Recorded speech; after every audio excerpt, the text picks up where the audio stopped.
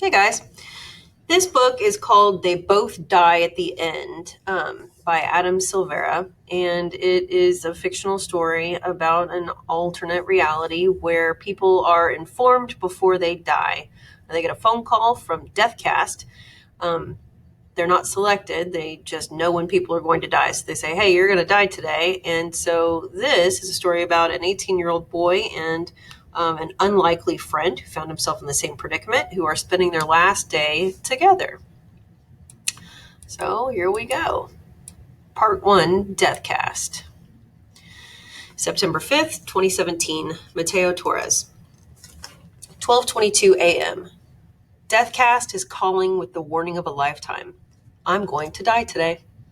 Forget that. Warning is too strong a word since warning suggests something can be avoided, like a car honking at someone who's crossing the street when it isn't their light, giving them the chance to step back.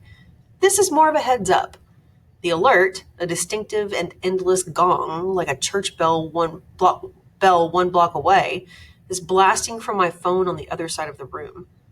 I'm freaking out already, 100 thoughts immediately drowning out everything around me. I bet this chaos is what a first-time skydiver feels as he's plummeting out of a plane, or a pianist playing his first concert. Not that I will ever know for sure. It's crazy. Like 1 minute ago, I was reading yesterday's blog entry from Countdowners, where deckers chronicle their final hours through statuses and photos via live feeds, and this particular one about a college junior trying to find a home for his golden retriever. And now I'm going to die. I'm going to. No. Yes. Yes. My chest tightens. I'm dying today. I've always been afraid of dying. I don't know why I thought this would jinx it from actually happening. I mean, not forever, obviously, but long enough so I could grow up. Dad has been drilling into my head that I should pretend I'm the main character of a story that nothing bad ever happens to, most especially death, because the hero has to be around to save the day.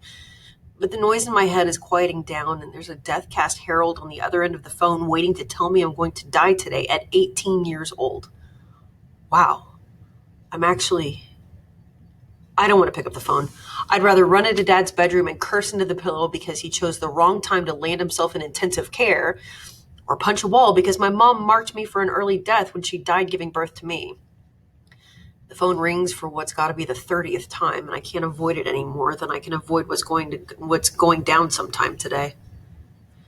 I slide my laptop off my crossed legs and get up from my bed, swaying to the side, feeling really faint. I'm like a zombie moving forward toward my desk, slow and walking dead. The caller ID reads Deathcast, of course. I'm shaking, but manage to press talk. I don't say anything. I'm not sure what to say. I just breathe because I have fewer than 28,000 breaths left in me, the average number of breaths a non-dying person takes per day, and I might as well use them up while I can. Hello, I'm calling from Deathcast. I'm Andrea. You there, Timothy? Timothy? My name isn't Timothy. Huh, you've got the wrong person, I tell Andrea. My heart settles down, even though I feel for this Timothy person. I mean, I truly do. My name is Mateo. I got the name from my father, and he wants me to pass it down eventually. Now I can, if having a kid is a thing that happens for me. Computer keys are tapping on her end, probably correcting the entry or something in her database. Oh, apologies. Timothy is the gentleman I just got off the phone with. He didn't take the news very well, poor thing. You're Mateo Torres, right? And just like that, my last hope is obliterated. Mateo, kindly confirm this is indeed you. I'm afraid I have many other calls to make tonight. I always imagined my herald, their official name, not mine, would sound sympathetic and ease me into this news, maybe even harp on how it's especially tragic because I'm so young. But to be honest, I would have been okay with her being chipper, telling me how I should have fun and make the most of this day since I at least know what's going to happen. That way I'm not stuck at home starting 1,000 puzzle piece puzzles that I'll never finish or masturbating because sex with an actual person scares me. But this herald makes me feel like I should stop wasting her time because unlike me, she has so much of it. Okay, Mateo's me. I'm Mateo. Mateo, I regret to inform you that sometime in the next 24 hours you'll be meeting an untimely death. And while there isn't anything we can do to suspend that, you still have a chance to live. The Herald goes on about how life isn't always fair, then lists some events that I could participate in today. I shouldn't be mad at her, but it's obvious she's bored reciting these lines that have been burned into memory from telling hundreds, maybe thousands, about how they'll soon be dead. She has no sympathy to offer me. She's probably filing her nails or playing tic-tac-toe against herself as she talks to me. On Countdowners, Deckers post entries about everything from their phone call to how they're spending their end day.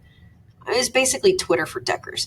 I've read tons of feeds where Deckers admitted to asking their heralds how they would die, but it's basic knowledge that those specifics aren't available to anyone, not even former President Reynolds, who tried to hide from death in an underground bunker 4 years ago and was assassinated by one of his own Secret Service agents. Deathcast can only provide a date for when someone is going to die, but not the exact minute or how it'll happen. Do you understand all of this? Yeah. Log on to deathcast.com and fill out any special requests you may have for your funeral, in addition to the inscription you'd like engraved on your headstone, or perhaps you would like to be cremated, in which case, I've only ever been to one funeral. My grandmother died when I was 7, and at her funeral I threw a tantrum because she wasn't waking up. Fast forward 5 years when Deathcast came into the picture, and suddenly everyone was awake at their own funerals. Having the chance to say goodbye before you die is an incredible opportunity, but isn't that time better spent actually living? Or maybe I would feel differently if I could count on people showing up to my funeral, if I had more friends than I do fingers. And Timothy, on behalf of everyone here at Deathcast, we are so sorry to lose you. Live this day to the fullest, okay? I'm Mateo. Sorry about that, Mateo. I'm mortified. It's been a long day, and these calls can be so stressful, and I hang up, which is rude. I know. But I can't listen to someone tell me what a stressful day she's been having when I might drop dead in the next hour or even in the next 10 minutes. I could choke on a cough drop. I could leave my apartment to do something with myself and fall down the stairs and snap my neck before I even make it outside. If someone could break in and murder me, the only thing I can confidently rule out is dying of old age. I sink to the floor on my knees. It's all ending today, and there's absolutely nothing I can do about it. I can't journey across dragon-infested lands to retrieve scepters that can halt death. I can't hop onto a flying carpet in search of a genie to grant my wish for a full and simple life. I could maybe find some mad scientist to cryogenically freeze me, but chances are I'd die in the middle of that wacky experiment. Death is inevitable for everyone, and it's absolute for me today. The list of people I will miss, if the dead can miss anyone, is so short I couldn't even call it a list. There's Dad for doing his best. My best friend Lydia, not only for not ignoring me in the hallways, but for actually sitting down across from me at lunch, partnering with me in earth science, and talking to me about how she wants to become an environmentalist who will save the world, and I can repay her by living in it. And that's it. If someone were interested in my list of people I won't miss, I'd have nothing for them. No one's ever wronged me. And I even get why some people didn't take a shot on me. I mean, really, I do. I'm such a paranoid mess. The few times I was invited to do something fun with classmates, like roller skating in the park or going for a drive late at night, I bowed out because we might be setting ourselves up for death, maybe.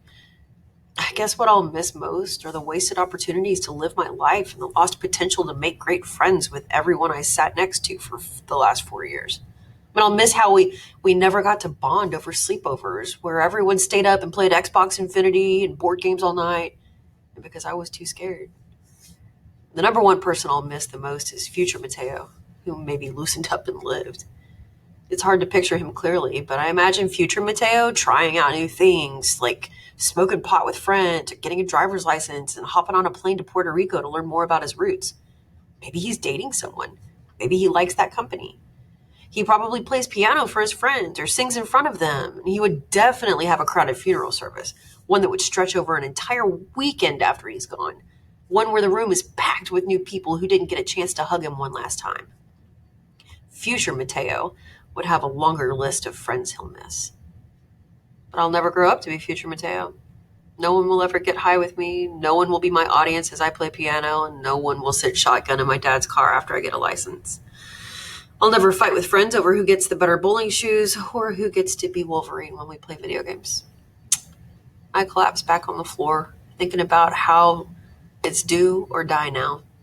Not even that. Do and then die. 12:42 a.m.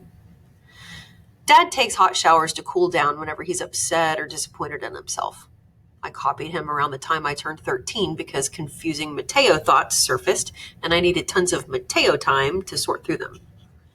I'm showering now because I feel guilty for hoping the world or some part of it beyond Lydia and my dad will be sad to see me go. Because I refuse to live invincibly on the days that I didn't get an alert. I wasted all those yesterdays and am completely out of tomorrows. I'm not going to tell anyone, except for Dad, but he's not even awake, so it doesn't really count. I don't want to spend my last day wondering if people are being genuine when they throw sad words at me. No one should spend their last hours second-guessing people. I've got to get out into the world, though. Trick myself into thinking that it is any other day. I've got to see Dad at the hospital and hold his hand for the first time since I was a kid and for what will be the last. Wow, the last time ever. I'll be gone before I can adjust to my mortality. I also have to see Lydia and her 1-year-old Penny. Lydia named me Penny's godfather when the baby was born. And it just sucks now how I'm the person expected to take care of her in case Lydia passes away, since Lydia's boyfriend Christian died a little over a year ago. I mean, sure, how is an 18-year-old with no income going to take care of a baby? Well, short answer, he isn't. But I was supposed to get older and tell Penny stories of her world-saving mother and chill father and welcome her into my home when I was financially secure and emotionally prepared to do so.